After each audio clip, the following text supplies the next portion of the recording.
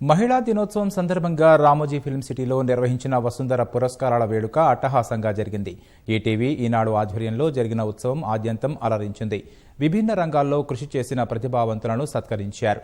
కార్యక్రమంలో నిర్వహించిన సాంస్కృతిక కార్యక్రమాలు ప్రత్యేక ఆకర్షణగా నిలిచాయి. మహిళా శక్తికి అద్దం పట్టేలా, వారిలో మరింత స్ఫూర్తి నింపేలా వేడుక సాగింది. చారిత్రక అంశాలను ప్రతిబింబిస్తూ మహిళల గొప్పతనానికి పట్టం కట్టేలా విభిన్న నృత్య ప్రదర్శనలు నిర్వహించారు. తల్లి కోపమే దహించగా విధించినట్టి కర్మము ఇదే కదా నిజం.